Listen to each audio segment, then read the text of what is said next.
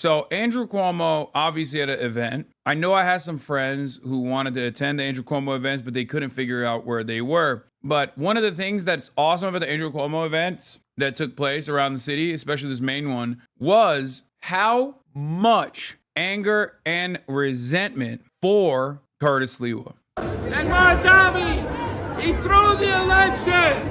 Curtis Lewa threw this election. Wake up, New York. I do need to say something here, but like, I think if you're at that age, it's a little crazy that you're just like running around all sorts of fucked up, being like this mentally ill. Like, stay at home, do knitting, you know what I mean? Take on a hobby, do the fucking crossword puzzle. It is far past your bedtime, lady. But here you are at the fucking rally being a nuisance. Shame on you, Curtis Lewa. You threw the election. You're a scumbag. You are a scumbag. Fucking dumbass Lewa's a scumbag. Shame on Curtis Lewa. He fucked the whole You fucking thing up. New York City. You want to know what one of the funniest parts about this is that with the way that the votes actually went, even if Sliwa dropped out, Andrew Cuomo still would have lost. I do enjoy the commitment to their Sliwa was a spoiler argument, even though a fifth grader could tell you that even if you magically shifted all of Sliwa's votes to Cuomo, he still would have lost by 1.7 points. And what's really funny is like, they're still doing this thing. They're still doing this thing where they're like, no, you're supposed to drop out for me. I'm the establishment Democrat, which I love. I love that now the establishment Democrats are doing the I'm entitled to your votes, but this time to the fucking Republicans. Dude, is there a less democratic force out there than these fucking annoying centrists, dude? Seriously, they have one note and it's just I'm entitled to your vote. Give it to me. The fuck's wrong with you? Isn't that crazy? I kind of love seeing that though. At least they're not doing it to us at least they're not doing it to us for once, right? Because normally we're used to that shit. This is what we have to eat on a daily basis. Like, oh, what do you mean you're not going to vote for Kamala Harris? Like, what do you think? This is a democracy? No, you got two shots. You got two options. And if you don't vote for Kamala Harris, then you suck and you love Donald Trump. And it's like, okay, sure. But a lot of people don't work that way. They don't look at the situation and go, okay, I'm going to go vote for Kamala Harris. Otherwise, it's going to be Donald Trump. And it's evidenced by the fact that you see a bunch of people that did vote for Donald Trump who were like, oh my God, that was a terrible decision, right? It shouldn't get to that point for people to realize that Donald Trump is bad. But unfortunately, you have to work within the electorate you have, not the one that you invented in your fucking mind, where everyone is like, well, I'm certainly convinced by harm reduction voting narratives. Just as I tell all of my revolutionary vanguardist chatters that you have to work within the electorate you have and not the one that you envision or the one that you dreamed that magically has unlocked class consciousness, but instead one that self-identifies as liberal. To the Democrats, I always say, work within the electorate you have instead of assuming that the harm reduction narratives are going to work. You have to literally make an argument as to why they should vote for you. Okay? They don't do it. They don't do it. They just don't. You just keep repeating it over and over again. Very fucking annoying that the Democrats are like, nope, didn't learn from those lessons the last time around. Gonna do that again.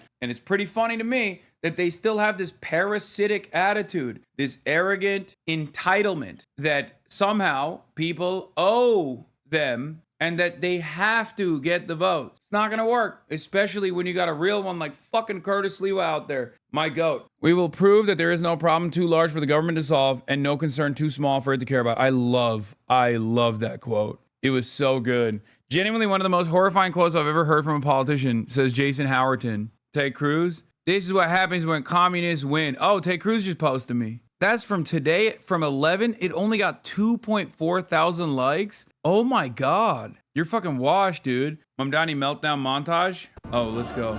Imagine how disappointed I am. This is a horrible blow. I honestly feel bad. I have friends of mine in New York. My phone is blowing up. They are officially depressed and scared. And this was also a hostile takeover by the Democratic Socialists of America. And this is a crazy situation. Yes. It's a very, very sad night. Okay, I'm literally in tears. I'm having a hard time keeping a straight face. And my funny friends are sending me, one is a meme of the Statue of Liberty, you know, sitting down, smoking a cigarette. You're a liberal? What is this? Reporters and cameras swarmed Hasan Piker, a liberal commentator and online streamer wearing a plaid jacket, pearl necklace, and Adidas sneakers like moss to a flame. He delivered soundbite after soundbite. Wait, where is this fucking article from? Who the fuck called me a liberal? Oh, it's probably the New York Magazine or New Yorker, right? God, still? I thought we moved past this shit, bro. What the fuck? Is Vanity Fair? Why do they do that? Why do you do that? Why do they always talk about how you're dressed? Because I'm fucking hot, dude. I don't know. Because they puts you in the scene, I guess. I saw you in the Swedish newspaper Aftonbladet. Today, a Palestinian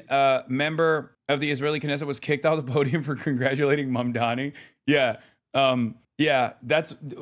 I will take that one step further. It's, what's his name? Odeh and Dr. Ofer Kasif, who were the two Israeli Knesset members, one Palestinian, one Jewish, that actually congratulated Zohran Mamdani before Cory fucking Booker did. Think about that. Think about that. Anti-Zionist Israeli Knesset members who not only are going to be receiving reputational damage, but possibly censorship, are still able to congratulate Zohran Mamdani, as opposed to Cory fucking Booker, who is in the same party as Zohran Mamdani and is fairly close in proximity to New York City, right across the water. We already know Chuck Schumer, who is a senator from the state and lives in New York City, not only refused to endorse Zohran Mamdani, but as a matter of fact, voted for Andrew Cuomo and then sheepishly refused to say that he voted for Andrew Cuomo when asked. Cernovich is struggling. Photo of you last night. Yeah, I saw that. The Manosphere bros are freaking out. If you didn't know anything about politics, you would say, this is the side I want to be on. Conservative ink is joyless. It's a house of scolding nags. It offers young men nothing beyond moralizing and a hypocritical lecture. This is a rowdy, masculine environment. You can feel the energy. Let's go. Brocialism. That is the name of the game. Boys. Brocialism. Let's fucking go, baby. We're bringing back joy, but like actual joy. Of course, Blue Sky. Literally have no idea what he is even talking about. But why the fuck would you openly admit it? Just lie and make something up? That's literally all Cerno does. Wasn't this the right-wing influencer stance on Dems just a year ago, huh? What these guys don't get is every movement has scolds who take it on themselves to enforce values and or aesthetics of the vision of their movement, but they can only see it as a pervasive when they become the targets. Seeing Zohran's smiling strategy on the media, never getting angry, I give me some serious doubt about the LFI leader Mélenchon communication. He always explodes in anger on TV. Right now, the polls are terrible for us. What do you think? Yeah, I mean, I've heard that a lot. Melon Chad, also known as Melon Goat around these parts, is a king among kings. Make no mistake. I love him, and I love France Unbowed. But I have heard this criticism from a lot of French folk. They say Mélenchon is far too angry, far too rowdy. I don't know what the overall vibes are, but I have heard this quite a bit. But I think there is a lot to be angry about. But yeah, it's probably always good to take things gracefully.